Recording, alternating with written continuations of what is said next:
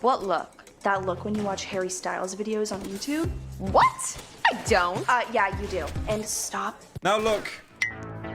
Now look. I like Harry Styles as much as the next embryo, but why watch him or listen to him when you can watch Metastasis, a Colombian one-to-one scene remake of Breaking Bad? En los próximos días se van a enterar de una cantidad de cosas que van a sonar muy raras. Hey Elijah, this is Benny. He's a new TV. Take that, try-hard hipster. Try-hard hipster. You can tell that this person has never actually played any kind of video game in their life apart from a Nintendo Switch. Low tier.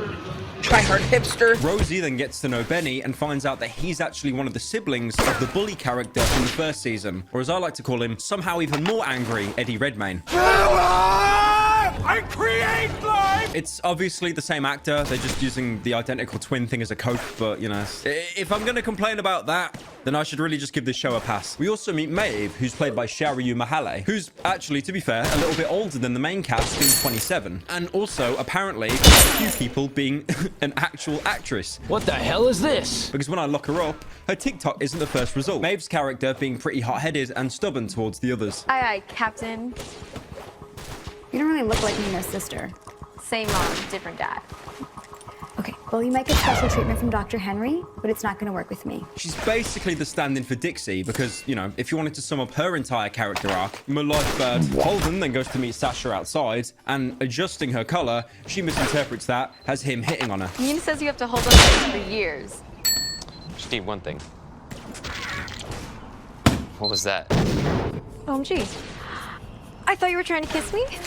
I was fixing your collar. I can't believe I just did that. I should go. He plays it off like he's disgusted, only to kiss her back straight after. Man, he really did get over that girl from the last season quickly, even though they, you know, never actually broke up or anything. You shouldn't stop doing this. You think I'm good? No.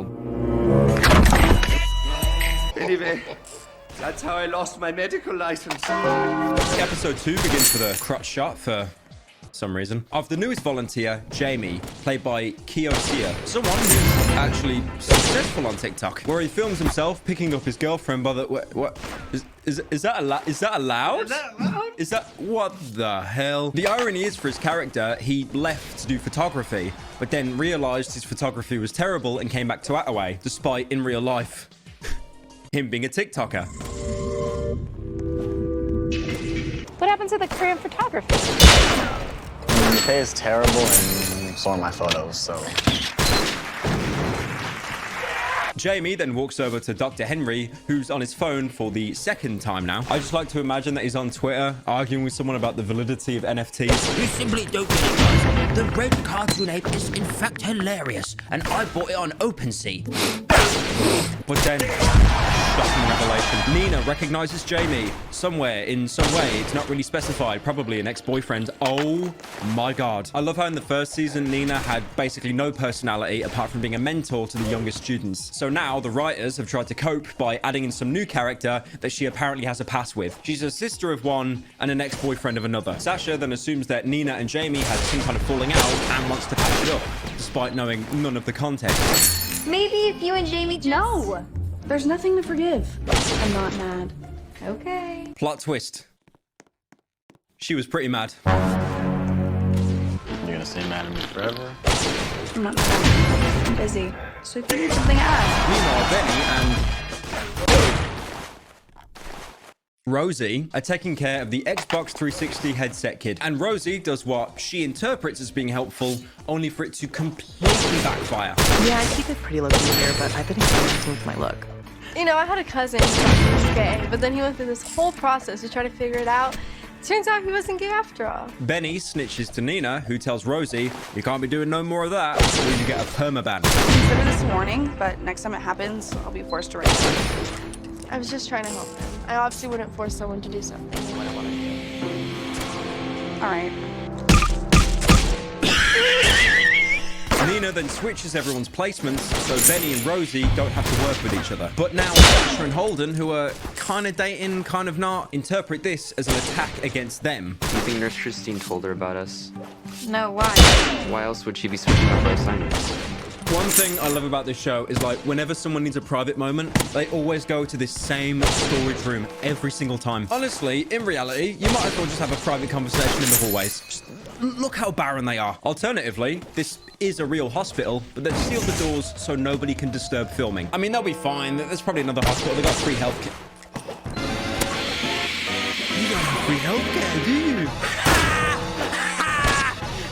And before the cope about knife crime in the comment section, I'm waiting. There's also a side plot with this girl, Eva, not to be confused with Kit from the first season. She's played by Rave Vanias. There's not too much I could find on her, apart from after being in Attaway, she went on Vibe Room. Oh my god, it looks like the room from the American Utopia remake. The episode ends with Eva going into surgery for a busted up leg, and there's a chance that she could never be a gymnast again. Oh no. Episode 3 begins with Sasha talking to Holden about lab rats. As you do. The technology already exists to edit DNA. Scientists have reversed the age of lab rats and think they'll be able to reverse the age of our cells within a lifetime. See, in context, this is terrifying because, like, you know, if you could stop age-related diseases and essentially live forever, what would you do? I'm not talking about in the world, I'm talking about inside the confines of Attaway generally, but there's no escape. There are only so many TikToks you can dance to with quirky music until it all feels the same. Here is the 3 stages of life everyone should follow. Childhood. Enjoy it. Once it's gone, it's never coming back. Once you start watching videos about why I don't enjoy video games anymore, you're a lost cause. The next stage. Adulthood. And you try to make as much money under any means as quickly as possible. If it becomes too much, get a therapist and lie about what you do for a living. What line of work are you in? Waste management consultant. Final stage. Bitter old boomer, where you laugh in your ivory tower at the peasants trying to make as much money as possible during adulthood, while you sit there in your armchair drinking your overpriced whiskey. Let's go. You can really tell I wrote that part at 5 a.m. Jesus Christ. Tangent aside, Eva is in recovery while her friends give her support. We should be getting ready to win nationals. Now we'll be lucky to even qualify. Okay, Debbie. We're here to cheer her up, remember? I love how this guy is trying to be the positive one, when 1 episode ago, he said this. My life is over. Oh. Well, I guess you can kiss nationals goodbye. I'm the supportive guy, by the way your life's over, but I do support you even though your life's over. Told you I'm good. I'm so glad you found someone to play with. My online squad runs deep, Rosie. I play with other people all day. I hate knowing that this is the kid that bodies me in every video game imaginable. Have you seen the current Fortnite player base? You could give any of those god sweats a carpentry apprenticeship. You shoot a guy from 5 kilometers away and he recreates the entire Red Dead 2 house building montage in 5 seconds. Holden and Sasha then try getting it on and hiding by putting a book in their face, which is about as conspicuous as any disguise in Hitman. Gentlemen? Security! We're not safe here. Clear out! Amanda, I have nothing to report from my current location. Over.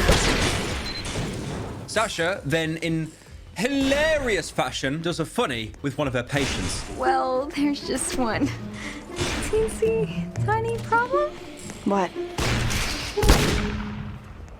Oh. Whoops.